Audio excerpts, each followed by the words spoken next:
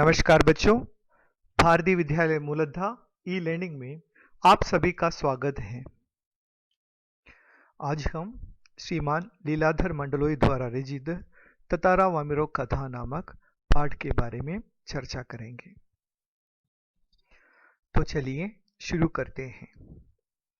एक शाम ततारा दिन भर के अथक परिश्रम के बाद समुद्र किनारे टहलने निकल पड़ा। सूरज समुद्र से लगे क्षितिज तले डूबने को था। समुद्र से ठंडी बयारें आ रही थी। पक्षियों की सायंकालीन चहचहाहटें शनैः शनैः क्षीण होने को थी। उसका मन शांत था। विचारमग्न ततारा समुद्री बालू पर बैठकर सूरज की अंतिम रंग बिरंगी किरणों को समुद्र पर निहारने लगा। तभी कहीं पास से उसे मधुर गीत गूंजता सुनाई दिया।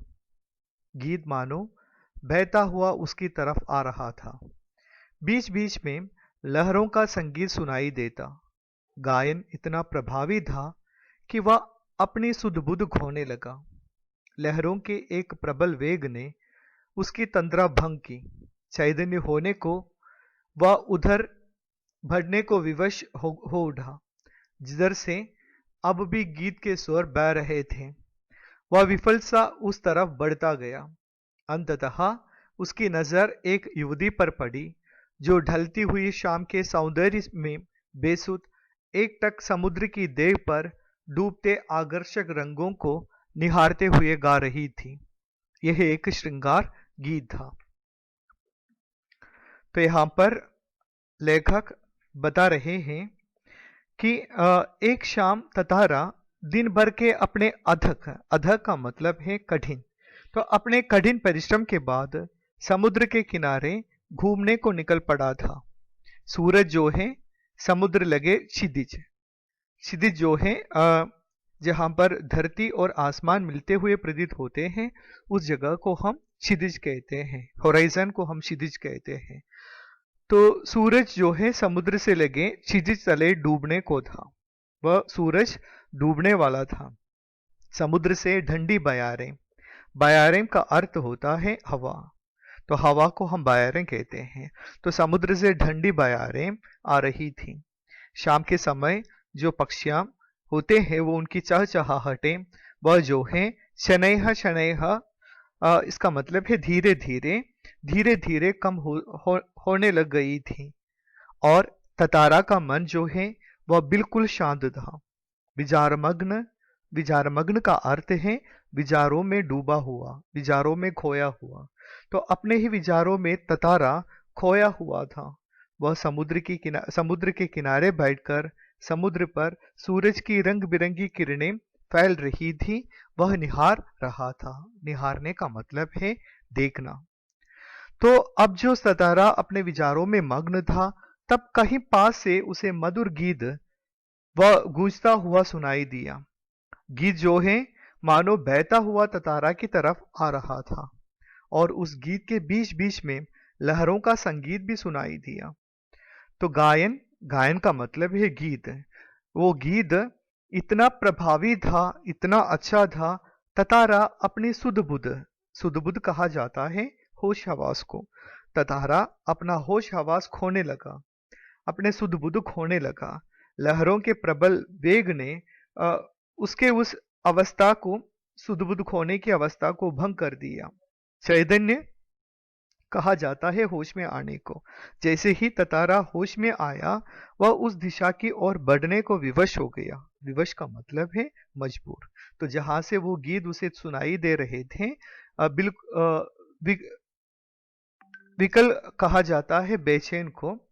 अब ततारा बेचैन से उस दिशा की ओर बढ़ता जा रहा था जहां से गीत आ रहा था। अंततः उसको एक युवती नजर आती है।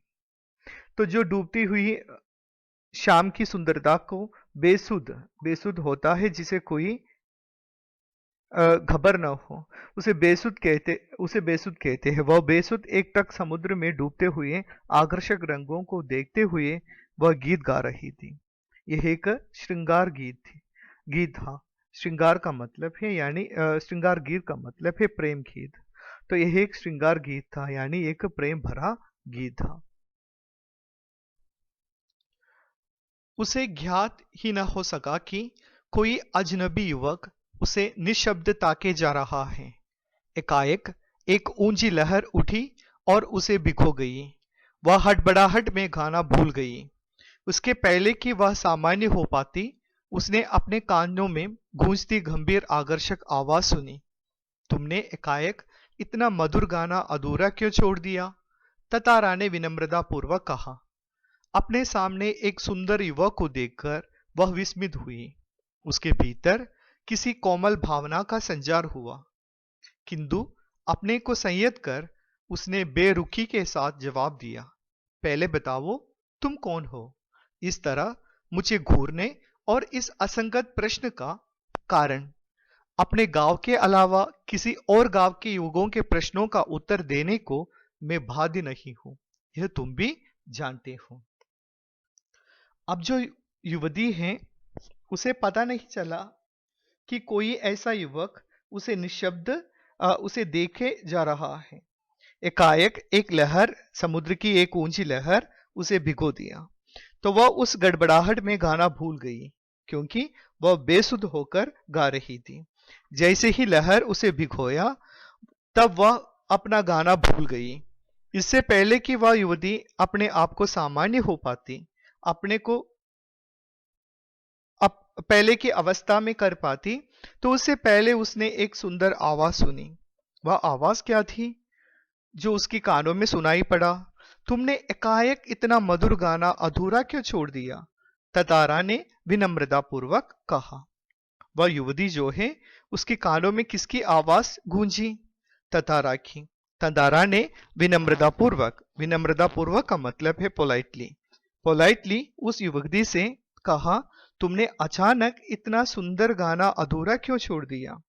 अपने सामने एक सुंदर युवक को देखकर वह युवती विस्मित का मतलब है आश्चर्यचकित। वह विस्मित हुई, वह हैरान हो गई। उसके सामने एक सुंदर युवक खड़ा है, वह उसे देख रहा है। उस युवती के भीतर एक कोमल भावना, एक प्यार की भावना का संचार हुआ, परंतु उस युवती जो है अपने आप को संयत कर का मतलब है संभाल कर, अपने आप को संभाल कर बेरुखी के साथ, बेरुखी का अर्थ है नाराजगी के साथ जवाब दिया। तो उसने क्या जवाब दिया? उसने जवाब दिया कि पहले तुम बताओ कि तुम कौन हो और इस तरह से मुझे क्यों घूर रहे हो, और इस तरह असंगत यानी अनुचित प्रश्न पूछने का क्या वजह है? तो उसने फिर से कहा कि मैं अपने गांव के लड़कों के अलावा किसी अन्य गांव के लड़कों के प्रश्नों का उत्तर देने के लिए बाध्य यानी विवश नहीं हूं, यह तुम भी जानते हो। यहाँ पर युवती नाराजगी के साथ कह रही है कि अपने गांव के अलावा किसी अन्य गांव के लड़कों के प्रश्नों के उत्तर मैं नहीं दे सकती, यह नियम तुम भी जानते हो, यानी यह गांव का नियम होता है। ततारा मानो सुध-बुध खोए हुए था। जवाब देने के स्थान पर उसने पुनः अपना प्रश्न दोहराया, तुमने गाना क्यों रोक दिया? गावो, गीत पूरा करो। सचमुच तुमने बहुत सुरीला कंठ पाया है। ये तो मेरे प्रश्न का उत्तर न हुआ, युवती ने कहा। सच बताओ, तुम कौन हो? लपाती गांव में तुम्हें कभी देखा नहीं। ततारा मानो सम्मोहित था। उसके कानों में युवती की आवाज ठीक से पहुंच न सकी। उसने पुनः विनय की, तुमने गाना क्यों रोक दिया? गावो ना। युवती झुंझला उठी। वह कुछ और सोचने लगी। अंततः उसने निश्चय पूर्वक एक बार पुनः लगभग विरोध करते हुए कड़े स्वर में कहा, धीरता की हद है। मैं जब से परिचय पूछ रही हूं और तुम बस एक ही रात आलाप रहे हो। गीत गावो, आखिर क्यों? क्या तुम्हें गांव का नियम नहीं मालूम? इतना बोलकर वह जाने के लिए तेजी से मुड़ी। ततारा को मानो कुछ होश आया। उसे अपनी गलती का एहसास हुआ। वह उसके सामने रास्ता रोककर मानो गिड़गिड़ाने लगा।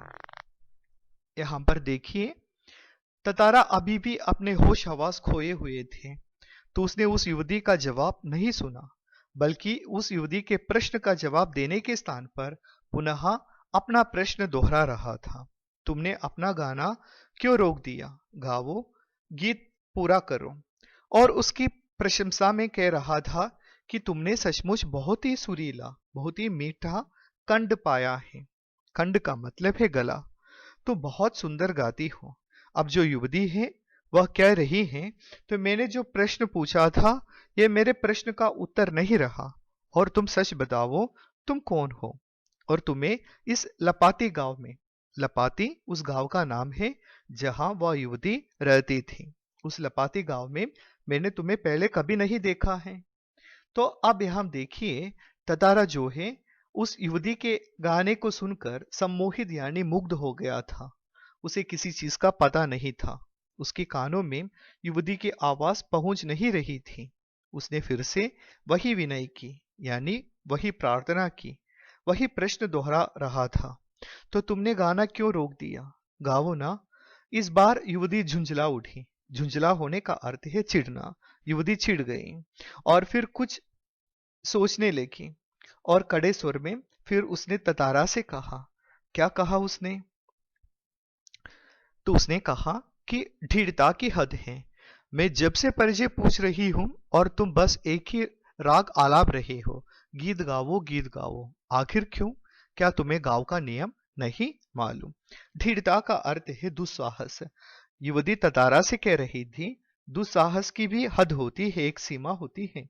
मैं तुमसे परिचय पूछती हूँ, तुम्हारे बारे में पूछ रही हूँ, लेकिन मेरे हर सवालों का तुम एक ही जवाब दे रहे हो, गीत गाओ गीत गाओ। क्या तुम्हें गांव का नियम नहीं मालूम? यहाँ पर युवती गांव के नियम के बारे में युवक को याद दिलाती है। वहां पर जो गांव है वह दूसरे गांव से संबंध नहीं रह सकते, नहीं रखते। तो एक गांव की युवती दूसरे गांव के युवकों के प्रश्नों का उत्तर देने के लिए विवश नहीं है। एक गांव दूसरे गांव से, गांव के लोगों से संबंध स्थापित नहीं कर सकते। तो अब जो युवती है इतना कहकर तेजी से मुड़ गई।